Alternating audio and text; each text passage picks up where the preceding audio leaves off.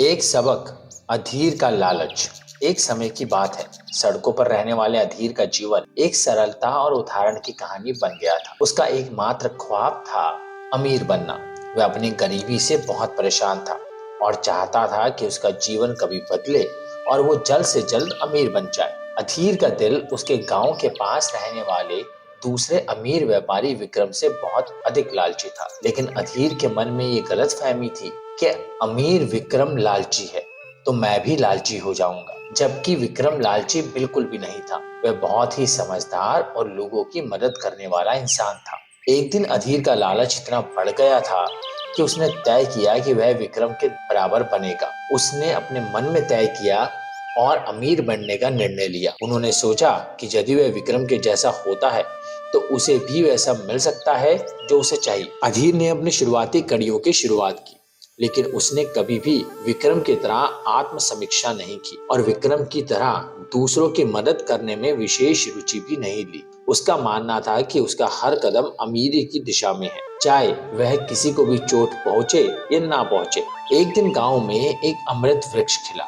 इस वृक्ष का फल बड़ा ही रहस्यमय और अद्वितीय था। इस फल को लेकर गांव वाले उत्साहित हो रहे थे। यह फल अमृत से कम नहीं था और जिसने भी इसे खाया उसने अत्यंत सुख से भरी जिंदगी जीता था। अधीर ने सुना कि इस फल का स्वाद अत्यधिक स्वादिष्ट और आकर्षक है, लेकिन जो फल उगे थे वो सब खत्म हो चुके थे। तो उसने तय किया कि वह भी इसे पाने के लिए पहाड़ों की ओर निकलेगा, चाहे जो भी हो। अधीर ने पहाड़ों की ऊंचाइयों को पार करते हुए फल की खोज में अपने मित्रों के साथ रास्ता तय किया। रास्ते में वह बहुत सारी मुश्किलों और चुनौतियों का सामना करता है, परंतु उसका लालच उसे हर कदम पर आगे बढ़ने के लिए प्रेरित कर रहा था। आखिरकार वह और उसके मित्र फल को पाते हैं, लेकिन अधीर का लालच मन में इतना था कि वह पूरे पेड़ को ही उखाड़ कर अपने साथ ले जाना चाहता था और वह उस पेड़ को उखाड़ने लगा।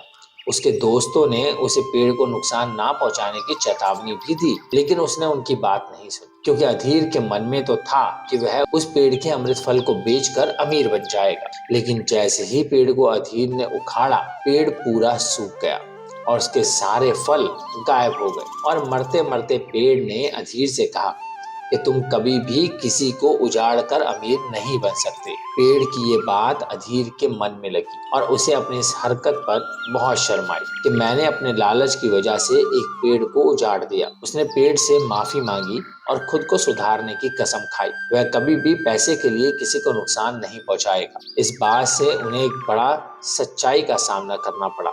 इस फल का स्वाद लालच से ज्यादा बहुत ही कड़ा और खट्टा होता है। यह उनके लिए बिल्कुल भी सुखद नहीं होता है। अधीर ने इस अनुभव से अपनी गलती को समझा और अपनी जिंदगी को सही दिशा में मोड़ दिया। उसने गांव वालों के साथ अपनी खोई हुई इज्जत वापस पाई और उसका जीवन सच्ची धन धान्यता में बदल गया। अधीर का लालच इस कहानी से हमें ये सीखने को मिलता है कि लालच हमें अच्छे से अच्छा मनोबल प्रदान कर सकता है, लेकिन जब यह हमें अपने लक्ष्यों की दिशा में भटका देता है तो हमें खुद को आत्मसमीक्षा करनी चाहिए। हमें ये समझना चाहिए कि सच्चा धन हमारी सच्ची सुख शांति में होता है, जो हमें लालच से नहीं अपने सही कर्मों से मिलता है।